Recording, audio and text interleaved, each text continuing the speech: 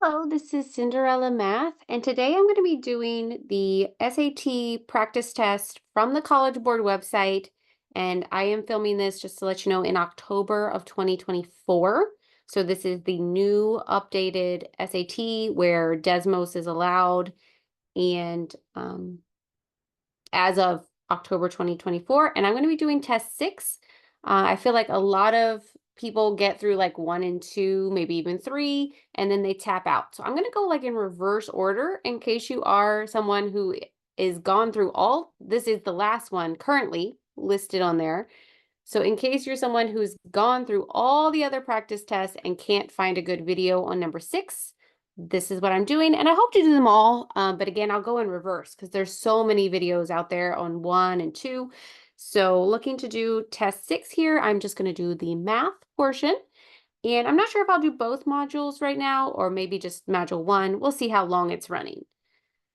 All right, so again, this is the SAT practice test from the College Board website, number 6, as of October 2024. I'm turning to Math Module 1, and we do have a little, info here that I'm just going to skip. There's our reference formulas in case we need them, but that is all there for you. And again, you can use a handheld calculator. It needs to be on the SAT approved list, which as of October 2024 is any scientific calculator and then a select number of graphing calculators. You want to check the College Board website to make sure you have an approved one. Most likely you do, but check it just in case to be sure. And then we can also use Desmos SAT calculator, which I need to pull up. I have just regular Desmos. I'm just going to go with that one. I think it's slightly limited version for the SAT, but it's fine. It'll work for what we need. I love that Desmos is on there now. Oh, it's allowed on the SAT. However, you need to know when to use it. So that's what I'm here for as well. I will do these in the easiest way possible, and then sometimes I might do it again in a like by hand way without using Desmos, because some people just want to do it, pure straight up as much as they can by hand. And that's fine too. So here, starting on number 1, we are in Math Module 1 of Test 6. What's the value of P? I would minus 8. And P plus 3 is 2 minus 3. And P is negative 1. Okay. That is something Desmos would do. It could do, but you would not need it, right? You would not need it. So let's not waste our time doing that. Coming on to number 2, the scatter plot shows the relationship between two variables, x and y. Which is the most appropriate model? Okay, sorry, I've had to zoom out a little bit there.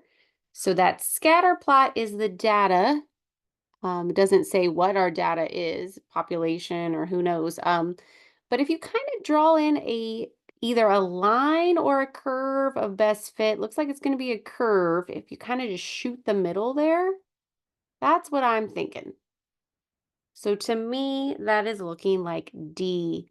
So just to be technical here, I think this is looking like an exponential growth. If it would ask, what type of model is this? I would say exponential growth. And again, I just got that by kind of shooting the middle. You can see A is completely horrible and B, they don't ride the points at all. So it's definitely either C or D, and D is way more accurate, shooting the middle of those points. D is the answer. Number 3, what is the positive solution? This you can do by hand or you can do Desmos. It kind of depends just how fast you are by hand. So I can show you both ways. We'll add 53. So we get k squared is 144. And then we take the root. So k is plus or minus 12. And they said the positive solution, so we're just looking for 12. Okay, so I'm a math teacher, so I'm pretty quick by hand, but that's okay if you're not. Desmos will do this. You just don't put the k, change it to an x. So x squared minus 53 equals 91.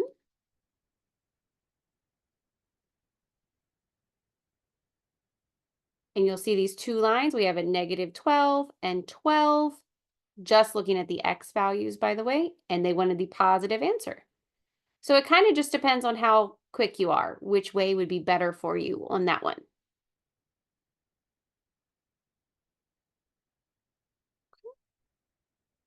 Number 4, during a portion of a flight, a small airplane's cruising speed varied between 150 miles per hour and 170 miles per hour. Which inequality best represents the situation where s is the cruising speed? So during this flight, they were watching their speed here, so s for speed, and it went between 150 and then up to 170. So the whole time you were on this portion of the flight, your pilot was cruising in between 150 and 170 miles per hour. And I assume we could reach 150 and we could reach 170. So that will give us choice D. We were in between those two speeds the whole time. I could see maybe some people picking A because if you subtract them, you get 20. That would be the range of the speeds that your pilot was going, but that's not what they're asking. They're asking, what was your cruising speed? So D right there. Going over here to 5, looks like we have a quadratic graph there. An object was launched upward from a platform, and the graph models the height above the ground, which is y, and that's being measured in meters, of the object x seconds after it was launched. For which of the following intervals of time was the height of the object increasing for the entire interval? Okay, so we have like launched like a rocket or a ball or whatever from a platform, and we have time here on the x and height on the y. And they want to know when this thing was increasing. So always start on your left-hand side. So we're going to start right here. Up, up, up, up, up, up, up, stop. So where I've got that in red, this is increasing. The function is going up. So the height was going up. As soon as we reach that tippy top point, we'd be coming down, down, down, down, down, down. So this is decreasing. Okay. So now we need to look at our answer choices and we need to see which one matches our increasing. And that's going to be A. So x is 0 is where we started on the very left until where we said stop at 2. This is increasing, and that's A. It is not B because that's got a partially increasing, partially decreasing. So they say just increasing. So A right there. How many yards are equivalent to 1,116 inches? 1 yard is 36 inches. So we're going to set up a proportion. 1 yard is 36 inches. We don't know how many yards in 1,116 inches. And this is yard. There we go. You can kind of cut off the abbreviations if you'd like. You could put it off to the side. Yard, inches, and then you could get rid of it here. And instead of question mark, I'm going to change that to X. Okay, and now we have a proportion. The way to solve that would be to cross multiply. So this is 1,116. This is 36x. Solving. We will divide by 36 and use your calculator to get 31. So there are 31 yards in that 1,116 inches. You may not need to set up the proportion, but that's kind of the formal way to do it. If you can do it in a quicker way, feel free.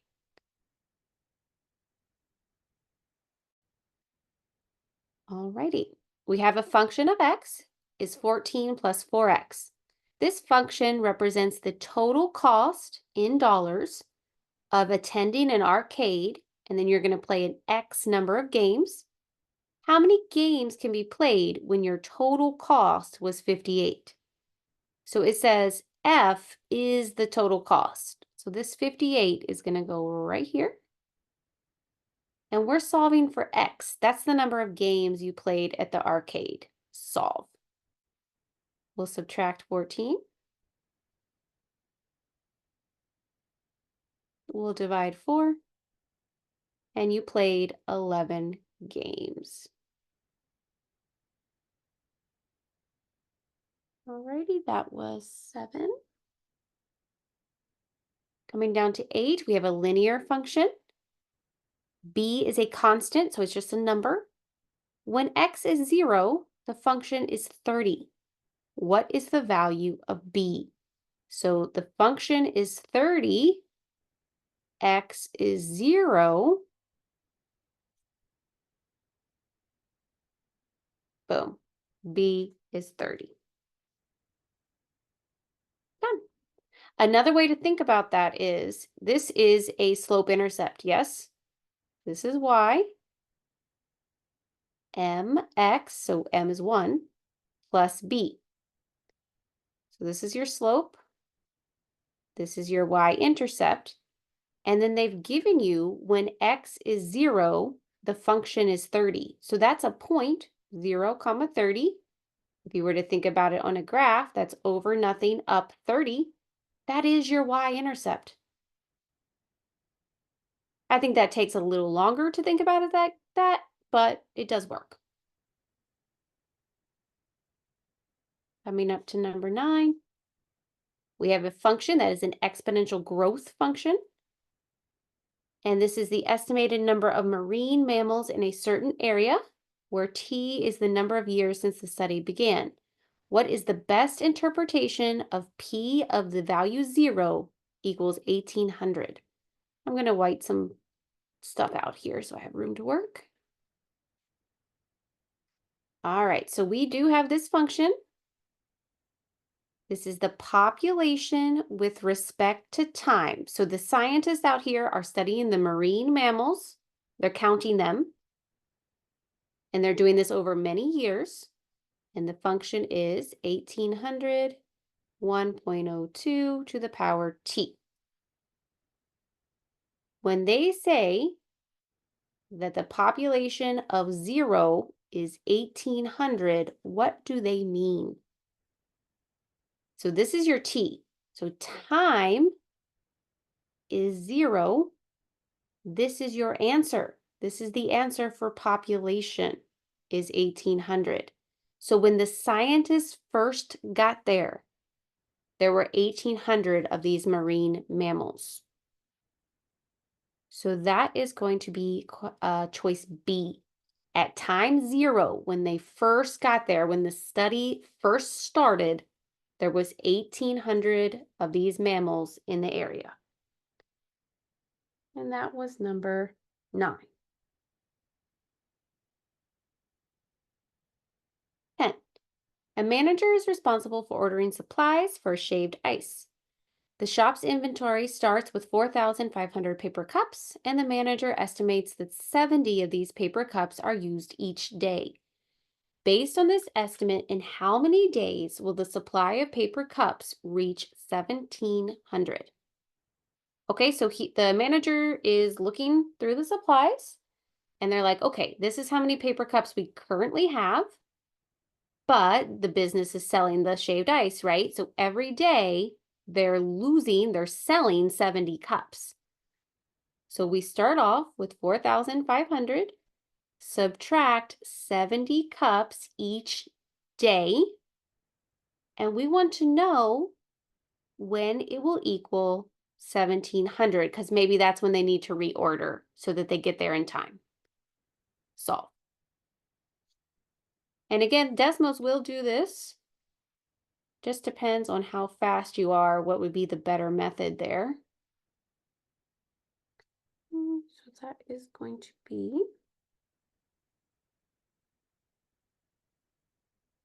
negative 2,800. Just use your calculator. Divide. Days is 40. It will take 40 days until they're at that number of cups. If you didn't want to do it by hand, you could take that red equation into Desmos, just change the D to an X, and then you'll see a line at 40.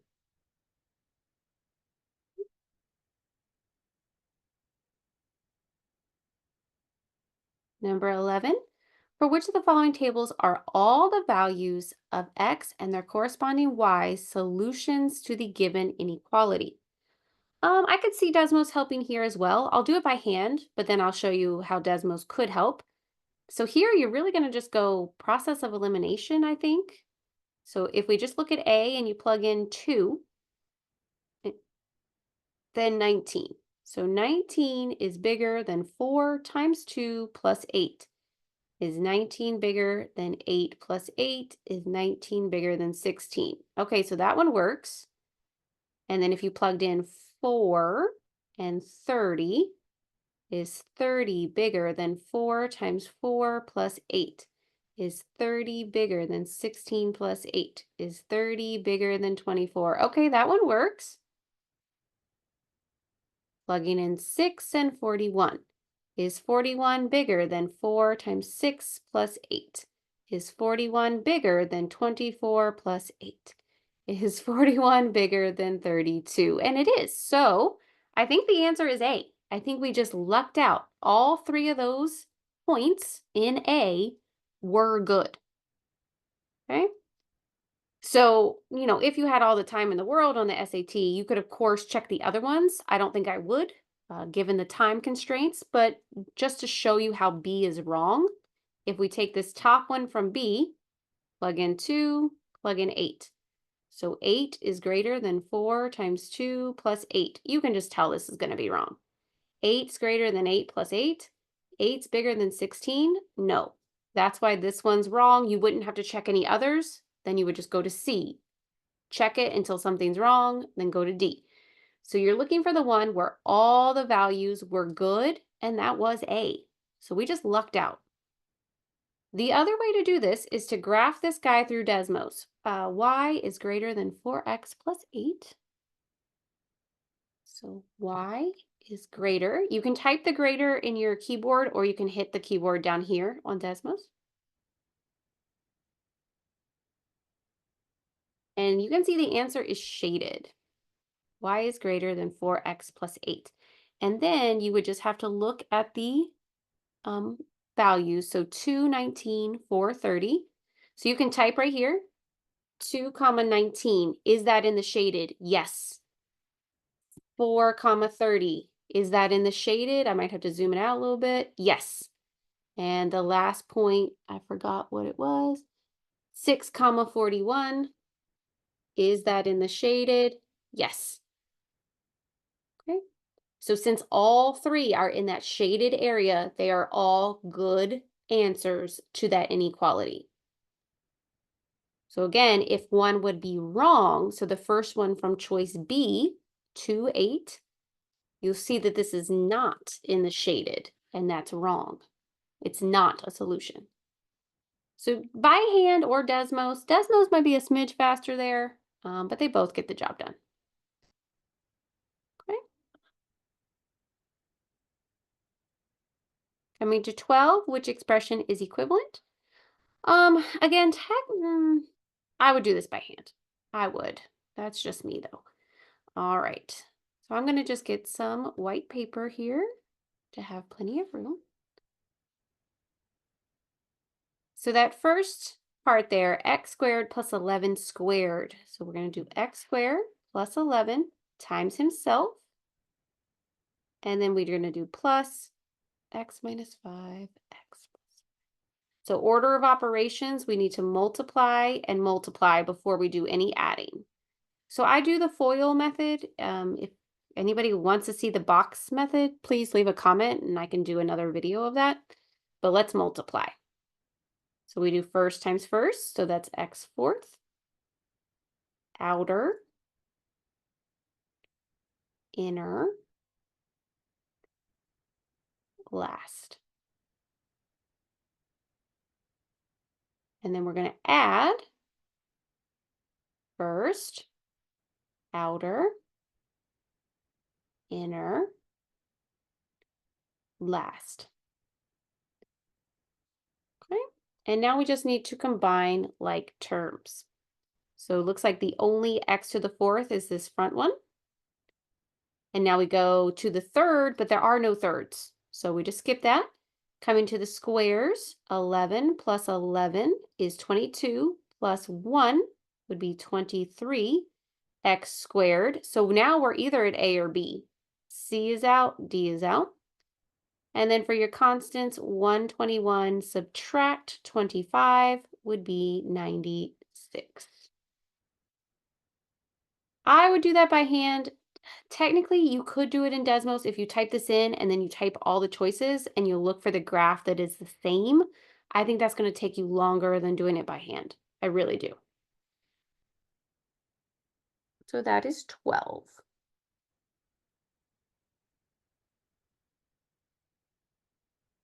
13. The function is defined by h of x equals 8 over 5x plus 6. What is the value h of 2? So all we need to do, this x has been replaced by 2. So this x gets replaced by 2. So we have 8 over 5 times 2 plus 6. If you want to put that through Desmos, you certainly could. I think it's faster just to do it by hand. So this will be 8 over 10 plus 6, 8 over 16, which reduces to a half. You do want to reduce. Absolutely reduce it down. Okay. 0.5 would also be correct. I personally prefer the fraction, but I'm looking at the answer key. They said they would take 0.5 on the SAT. 14. What is the area of this triangle? Right? I know the formula. If you don't, which is fine, you don't really need to because it is on the formula sheet. If you go all the way back here, we have the triangle area right here. Area is 1/2 base times height for a triangle. Probably have that one memorized. It's used a lot. But if not, you can just look back on the formula sheet. Okay, this is a right triangle, which actually makes our life easier. Height, base. You could technically flip those. It doesn't really matter. So area is 1/2 base times height, 1/2, 5 times 3. You know you can multiply in any order, so I'm going to do 5 times 3, which is 15. 15 times a half is 15 halves, and it does say square inches. So inches squared, or if you did the decimal, 15 divided 2 would be 7.5 or 7.5 inches squared. Okay, that was number 14. Either way is fine, the fraction or the decimal.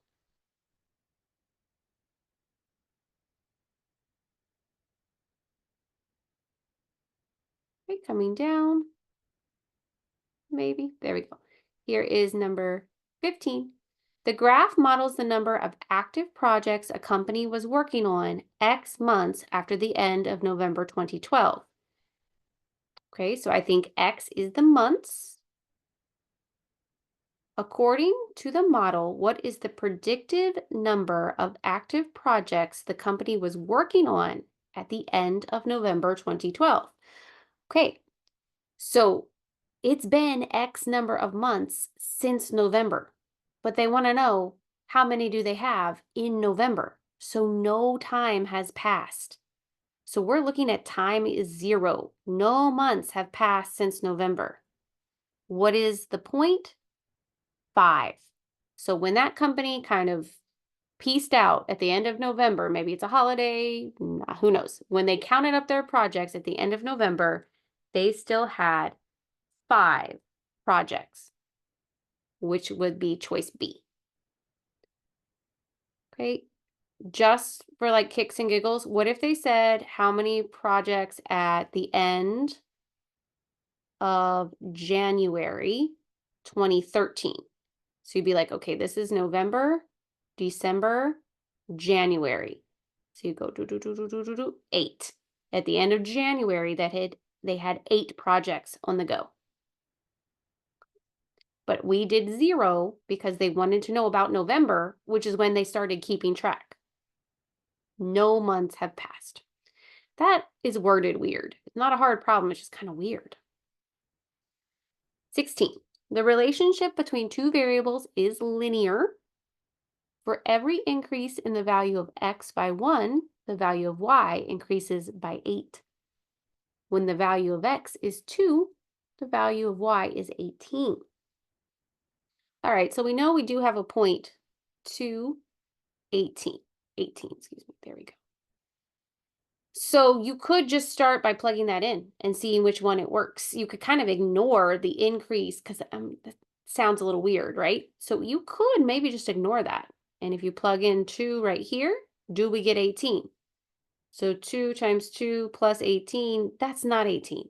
So A's out. If you plug in 2 to B, 2 times 2 plus 8, that's not 18. B's out. 8 times 2 is 16 plus 2, that is 18. So I think it's C. And if you try D, 3 times 2 is 6 plus 26, that's not 18. So you could almost just completely ignore the increase, blah, blah, blah, and just work with that value, that point of x is 2, y is 18, which would lead you to C. Okay? Or if you don't want to ignore the increase, blah, blah, blah, that's the slope, right? We know M, which stands for slope, is the change in y over the change in x. Also, it's commonly known as rise over run. So if we go back to that increase, for every increase in the value of x by 1, so when x changes by 1, y changes by 8. This would give us a slope of 8. And the only choice that has that is C. So kind of 2 different ways to approach that. You could pick it, pick the one that's easier for you. Okay, 17. The given equation relates the positive numbers P, N, and C, so all those numbers are positive. Which equation correctly expresses C in terms of P and N? So C wants to be left alone, is what this is saying. We need to solve for C. So I'm just going to write this down here for more room. I'm going to divide by N to unstick it from the parentheses. So we have P divide N is 19 minus C. And we could go ahead and add C. So that gives us P divide N plus C equals 19, but we want C to be by itself. So we can go ahead and subtract. This is positive P over N, so we'll subtract P over N, subtract P over N. And there we have it. C is 19, subtract P over N, which is choice D. So that, again, looks insane, but just take it step by step where you're getting C by itself, which gives us choice D. Coming to 18. Which of the following is the solution? Again, this is one you could do by hand or Desmos. I'll show you both. For me, by hand is faster. So this is a trinomial, 1, 2, 3. I'd like to put in this 1. And then I'm going to try to factor this using the magic X method. If you have a different method you prefer, feel free to put that in the comments or just do your method. But to do my magic X method, I take the first number times the back number. So basically the A times the C. That would, C. That would be negative 40. And then I put the middle number, the B, in the bottom. Magic MA. MA stands for magic. Can we think of two numbers that multiply to negative 40 and add to 12? Now, this doesn't always work, and it doesn't in this case. So this is not factorable. So when that happens, we have a couple of options. We could do something called the complete the square method, or we could do the quadratic formula. I prefer the quadratic formula, so that's what I'll do. I do not think this is on the formula sheet. I'll look in a minute, but I don't think it is. I think you do want to have this one memorized. Quadratic formula is negative b plus or minus big square root b squared minus 4ac all over 2a. And now we're just going to plug and chug. You only use the coefficients, not the letters. So in this case, don't do the w's. So b, but make it negative. So negative 12 plus or minus b squared, so 12 squared is 144, minus 4 times invisible 1, because that was a, times c, be careful, that's a negative 40, and on the bottom, 2 times a, which is 1. On the bottom, 2 times 1 is just 2, and then on the top, you can get rid of that 1, because 1 never hurt anybody, right? Because of the identity property of multiplication, you don't really need to times by 1. So this can just slide over. There we go. Now I grab your calculator and I would do just the under stuff called the discriminant. Don't hit the square root button. Just do 144 minus 4 times negative 40. So that's 144 plus, because negative negative would turn positive, 160. So that is 304, excuse me. And of course, you could do that in a calculator. So we're looking at negative 12 plus or minus root 304 all over 2.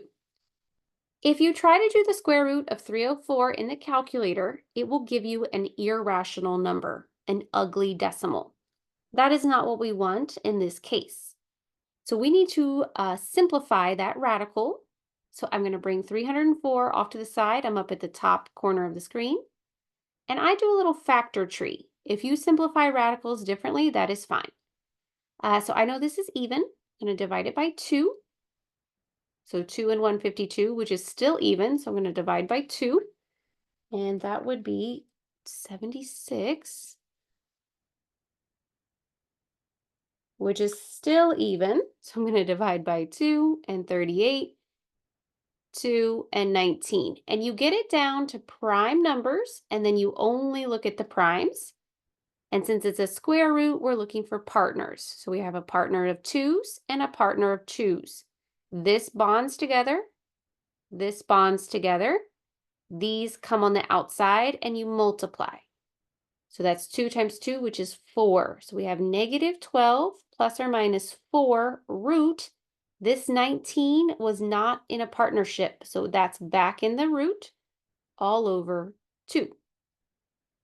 And then the only thing left to do, ignoring the number in the root, is to look at the other numbers. So negative 12, 4, and 2, and see if those can simplify. They're all even. So I'm going to divide by 2, divide by 2, divide by 2. Then on the bottom, 2 divided 2 is just 1. So you can just knock that out. And on the top, we'd have negative 6 plus or minus 2 root 19. And that would give us D. Watch out, A looks right, but it's not. It needs a negative 6. So technically we have two answers, negative 6 plus 2 root 19, which is what we have there in D, and negative 6 minus 2 root 19. Because of the plus or minus, that's really two answers. Okay, that one's a pain, for sure. It's a doable pain. Now, if you did not want to do all that, you can put this through Desmos and just change the W's to X's. So, 12. So that's x squared minus 12x minus 40. I think it was plus 12, sorry. Make sure that's right. Equals 0. Okay, there's our answers, but they're going to be crazy decimals. And then you're just going to match the choice with the crazy decimal. So you can just type in A was 6 minus 2 root 19. So 6 minus 2, square root 19. Does that match one of our answers? So that's negative 2.7, blah, blah, blah. We have regular 2.7, and then we have negative 14.7. So that does not match. So A is not right. And then B is just 2 square root 19. Does that match? No, no. And then C is just root 19. Does that match? No, no. So hopefully D is the match, which we already know it is because of our by hand solving. And that is the match for the positive answer. Again, Desmos will round off. So you can see this is going to round right here to 2.718, which is what they've done here. Okay. I don't know if the Desmos is really faster on that one. It's whatever you prefer. Okay, that was 18. 19. The table shown summarizes the number of employees at each of the 17 restaurants in a town. Which of the following could be the median number of employees? Okay, so median is the middle. Interesting. So there's 17 restaurants in this town, and then we have the data displayed there in the table. This is the first one where it hasn't just immediately kind of popped out at me what to do. So if we kind of think, we have 17 data points. So if you list them like that, 17, we need to find the middle. So if you could have 8 on this side, 8 on this side, that'd be 16. So this one right here would be your middle. So we're kind of looking for the 9th restaurant. Okay, so 1, 2, 3, 4, 5, 6, 7, 8. The 9th would be in here. So that restaurant, we're not sure exactly how many employees they have, but it's going to be between 20 and 25. And our only choice that is between 20 and 25 is D.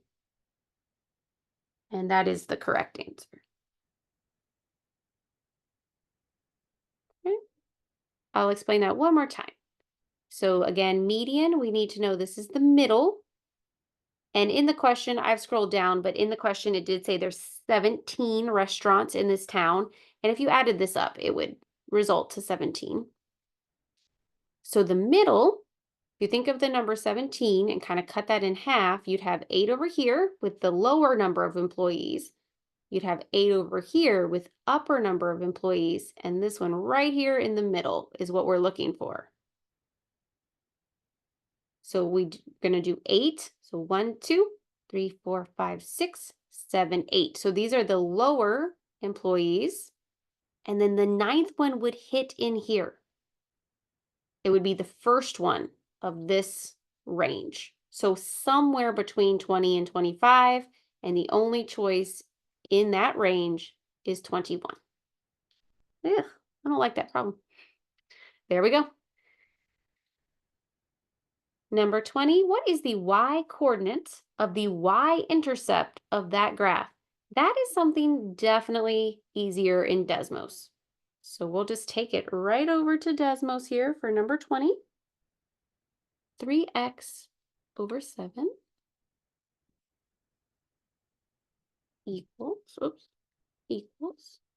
5, negative 5y over 9 plus 21. Negative 5y.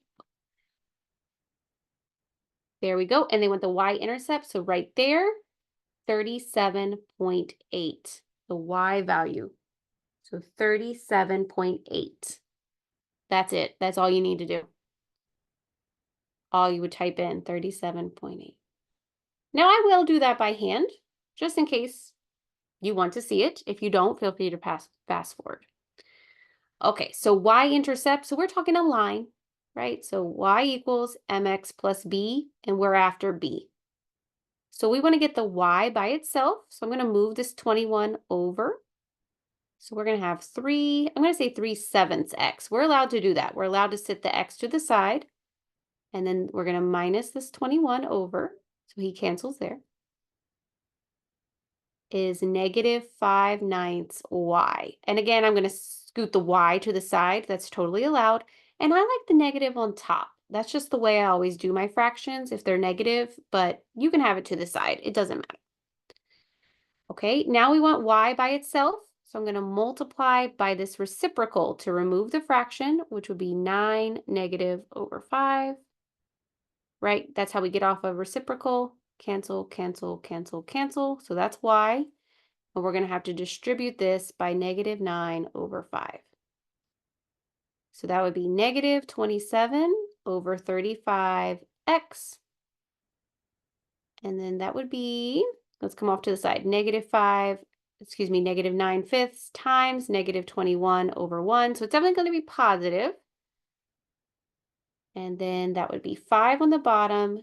21 times 9 is 189. I do not think that simplifies. And we're looking for the y-intercept, which is this guy. This is b. 189 over 5. And that is that's the fraction of 37.8. So this is right and this is right. Certainly Desmos was easier and faster, but they're both right. Okay, coming on to question 21. We have a graph of a quadratic. What is the value of BC? All right. What is the value of B times C? Okay. If you cut a parabola in half, this vertical line that I'm drawing in, that's the axis of symmetry. So that appears to be at x equal -1. And we just have a rule that is found by doing -b over 2a. So we don't know b, but we do know a. So -b over 2 times 2 will result in the axis of symmetry, which is -1. So we have -b over 4 is -1. Timesing 4 to get that off. -b is -4, dividing by -1. So b is 4. Now that's not the answer, but that's b. Okay, and that was using that formula for axis of symmetry. That's usually taught in Algebra 1 and or Algebra 2.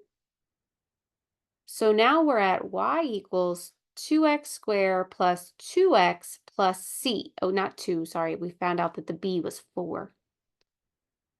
So 4x plus c. So now we just pick a point on here. And the easiest one to pick is going to be that y-intercept. So that's over 0 down 6. So input, we have this point. This is x, this is y. So input that into our function, and this should give us the c. So -6 is 2 times 0 squared plus 4 times 0 plus c. This is gone because of 0. This is gone because of 0. And -6 is c. All right, so we have the b. We have the c. The question says, what's the value of b times c? So 4 times -6 is -24. Answer. Ooh, you just had to have a lot of background knowledge on quadratics on that one. I'm trying to think if there was an easier way.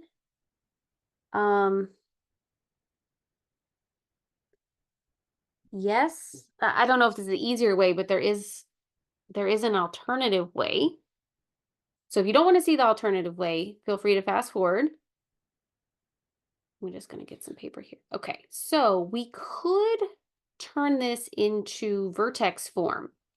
So our vertex right here, we have a vertex of -1, -8. Okay, so vertex form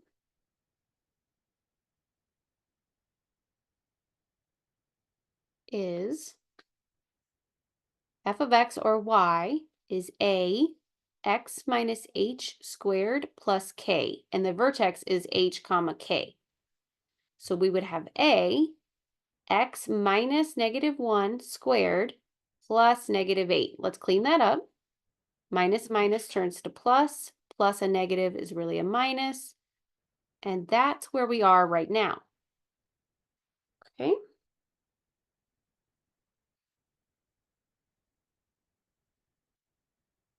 This is our A, same as it was in the original problem. So we would have 2 x plus 1 squared minus 8. That is the vertex form. And then you could just work that out to get the standard form, which would give you the B and the C. Okay, so I'm going to have to go up on top of this guy here. So we have 2 x plus 1 times itself, because squared, and then minus 8. I'm going to square this out using the FOIL method. Combining like terms. Distributing that 2.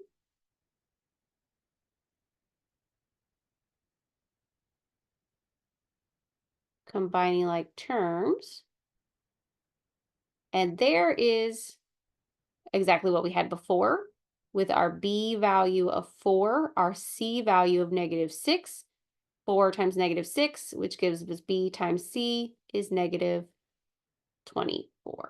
I don't like that way. I like the first way better, but they both do work. I think that's more work.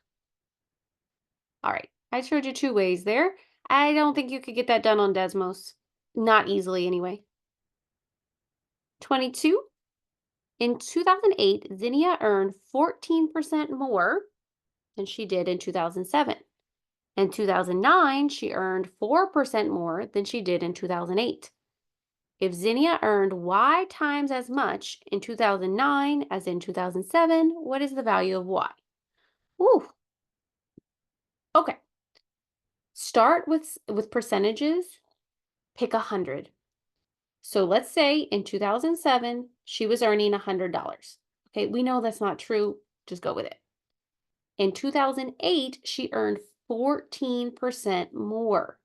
So because I picked 100, I did 100 plus 14% more than that. So we would do 0.14 times 100. So that's 100 plus 14. Now she's at 114. Okay, you can probably do that in your head if you've picked 100. But then in 2009, she's making 4% more than in 2008.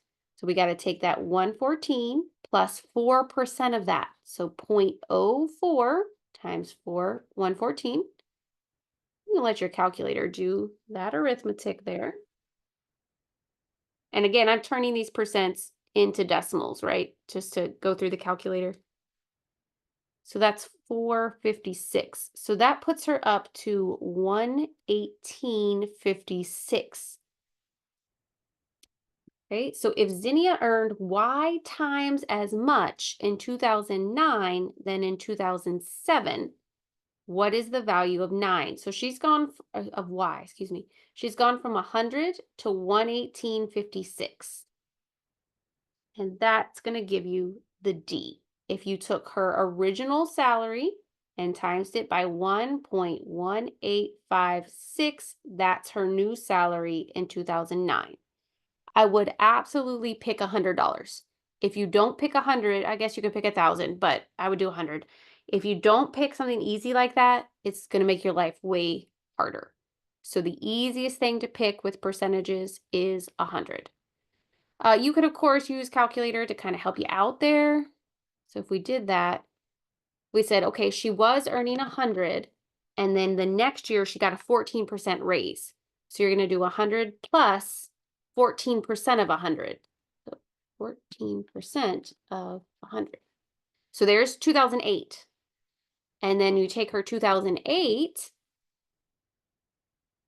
and now she got a 4% raise. So let's add 4% of her salary, which was 114. There she is in 2009. That's what she's making now. Right? And then you can see that if we took 100 times that option D, which was 1.1856. That is what she's earning in 2009. Definitely do 100. That's the name of the game there. Okay, that was 22. 23. Circle A is defined by that equation of x squared plus 2, x plus 2 squared plus y squared equals 9. Circle B, which is not shown, is the result of shifting this down 6 and increasing the radius so that the radius of circle B is 2 times the radius of circle A. Which equation defines circle B? Ooh, okay. All right, so we do need to know the circle formula. This might be on the formula sheet. I can't remember, to tell you the truth. So feel free to look there if you like. But the circle formula is x minus h squared plus y minus k squared equals radius squared. So right here, radius of this circle is 3 because r squared is 9, root r is 3. And you can see that from the picture too. 1, 2, 3. It says the radius of our new circle is 2 times that. So if we do 3 times 2, we're looking for a radius of 6. And then we do 6 squared. So over here, we're looking for 36. So that automatically takes out choice B and D. 4 times 9 is 36. 4 times 9 is 36. So if you had to just guess in the dark from here, at least you've got a 50-50 shot. Okay. All right. And then it also says we want to scoot this guy down 6. So from its current center, we're going to scoot it down 6. 1, 2, 3, 4, 5, 6. So our new center would be left 2 down 6. So that would be x minus -2, because this is h, this is k, squared, plus y minus -6 squared. And of course, the minus minus turns to plus, and that would be what we're looking for, which is A. And that is 23. Almost done here with module 1. I think I'm going to call it a day after module 1, but I'll do module 2 in a separate video. Right triangle ABC is shown. What is the value of tan A? Well, first of all, what's A? We know a triangle has to add up to 180. So let's do 180 minus 90 minus 30. And that gives us 60. So A is 60 degrees. And then they want the tangent of A. Tangent, TOA. So tan is opposite over adjacent. We don't have the opposite and we don't have the adjacent. So this is where your special right triangles come in. This is on the formula sheet toward the bottom if you need to look at it.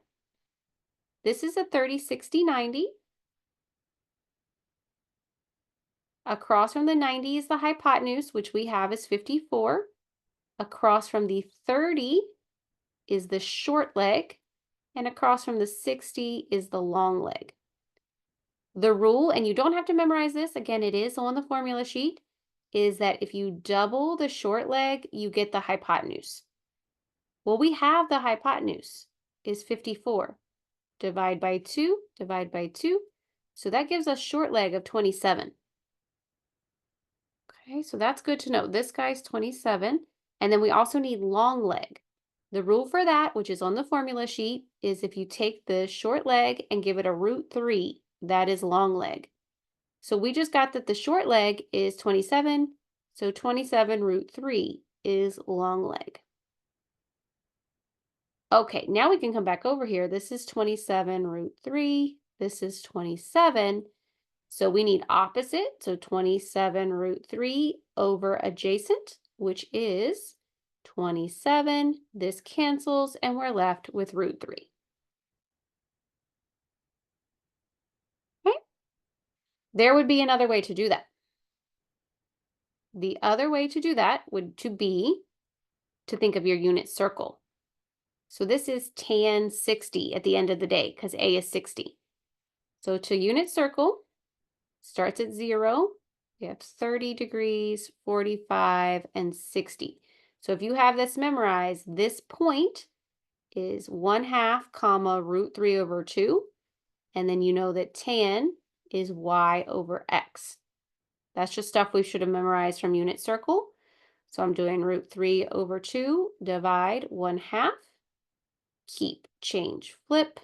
So I'm going to keep √3 over 2, change it to multiply, flip. The 2's are cross cancel. We get √3 over 1, which is √3. So that worked too. The other option would be to take it to Desmos and type in tan of 60 degrees, but make sure you flip your Desmos to degrees. So with a little wrench, flip it to degrees, tan 60. And that's ugly, but that is the square root 3, which you could just very easily check like that. So many options on that one. 25. At the time that an article was first featured on the home page of a news website, there was 40 comments on the article. An exponential model estimates that at the end of each hour after the article was first featured, the number of comments increased by 190% of the number of comments on the article at the end of the previous hour. Which one of these equations is the best model for this situation? Ooh, okay. Looking at that one, 25. So it's increasing by 190%. So we are looking at an exponential growth. And we want to know the formula for that. It is the initial value, usually known as A, 1 plus the rate to the power of t. And we usually turn the rate to a decimal. So we have a rate. So a lot of people are looking at this article. We have a rate of 190%. Turning that to a decimal, put your decimal at the end and move it twice. So that'd be 1.9. So we have the initial amount was 40. That's when they first looked, there was 40 comments. So that's why 40 is in front. 1 plus 1.90 or 1.9, you don't really need the 0, to the power of t. So this is 40, 2.9 to the power of t, giving us choice D. I definitely see a lot of people picking B because it's just 1.9, but we do need to know this formula for exponential growth. Okay. Be careful there. 26, we have a table, shows 3 values of x and their corresponding values into the function g of x, where g of x is some function f of x, divide x plus 3, and f is also linear. What is the y-intercept of f of x? Oof. What? Okay. All right. Again, this one's not immediately coming at me here. All right. So we're given that g of x is the function f of x, divide by x plus 3. And we're wanting the y-intercept. So if you think of the graph, and it's a line, it did tell you it's a line. We're wanting this point. So it's over 0, up something, or it could also be down something. So we want f at 0. So want f at 0. That's what we're looking for.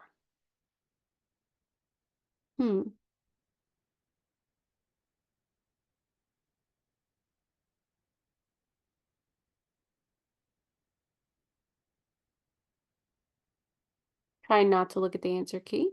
It will come to me. Let's just plug in what we know. Let's plug in that first point. So 3 is the function at -27 over -27 plus 3. So 3 equals the function at -27 over -24 times that off the bottom. So negative 72 is f of negative 27. Okay, that's a point. On f, when we plug in negative 27, we get negative 72. Let's do that again.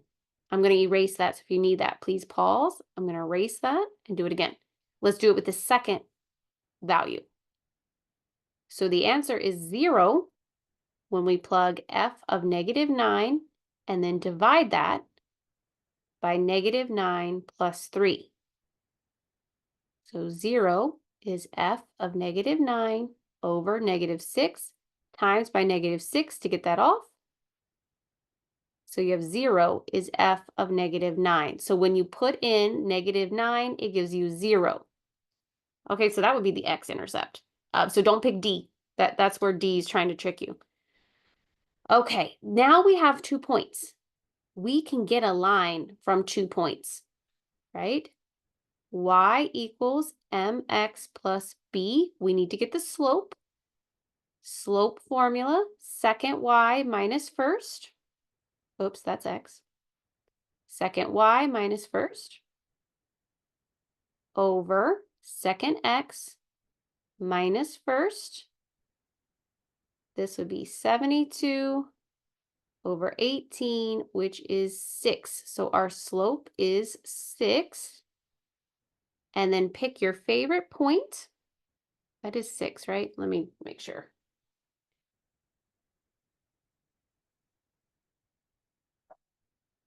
No, it's 4. Glad I looked. Sorry, it's getting a little late for me. It is 4. Slope is 4. Okay, now pick your favorite point to plug into that equation I've got at the top. I'm going to pick the second one. So the x is going to be negative 9. The y is going to be 0. And we're looking for the b. So 36 is b. There we go, A. Ew, that was ugly. Man, that was ugly. I'm trying to think if there's any better way to do that. I'm looking at the official SAT answer key. That is what they did. Yeah. That's annoying. Sorry. One more problem. Let's see if it's a less annoying. Let's see. We have a right triangle. I would go ahead and give it a rough graph here, or rough sketch.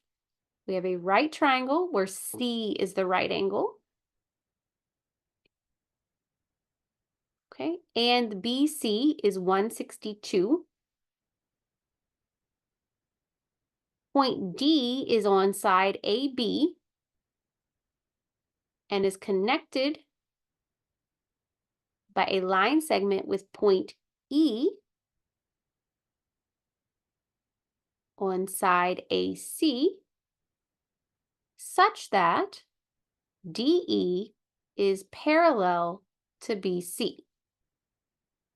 Whew, okay. And CE is twice AE.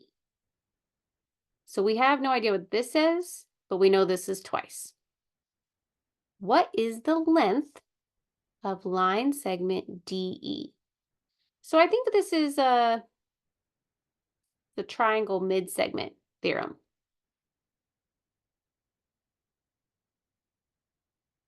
That says if you have this setup where you have this mid-segment here, wait, but this is not the mid-segment. It didn't cut it in half. No, this is not the triangle mid-segment. This is a proportionality, parallel proportionality. That's what it is. Parallel proportionality. Okay, so if you have two parallel lines and cut proportionally, then they will be proportional. So we're going to compare this to this. So x to question mark is the same as 2x to 162. That's got too many missing things.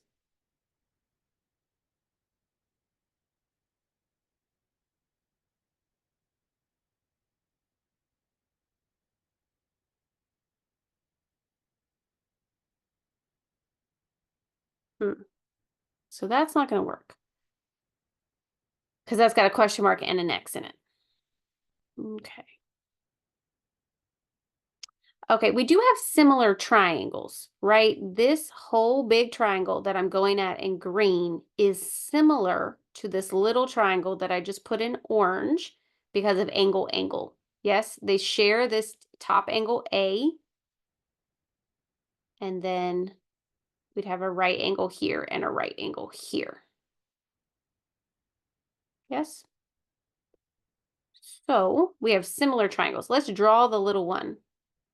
So that's X, this is ED, and then the big one,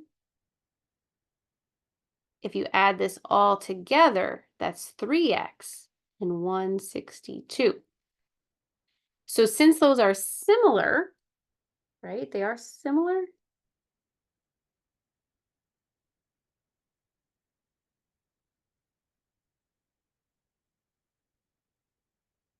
I don't know if I pushed a leap saying that's a right angle. No, it is because of corresponding. It is. Sorry, getting a little late. Okay, now since those are similar, they're proportional. So x compared to 3x is question mark compared to 162. No, that's fine. We don't need to do that. How do we go from x to 3x? We times by 3. So we will do question mark times 3 is 162. So if we just divide 3, we'll have it. Do 162 divide 3. And that is 54. This side is 54. E to D or DE, whatever, 54. Ew, that's nasty. So we did not actually have parallel portionality. This was done with similar triangles. They were similar because of AA, and then we know similar triangles are proportional. Ew, that one's hard.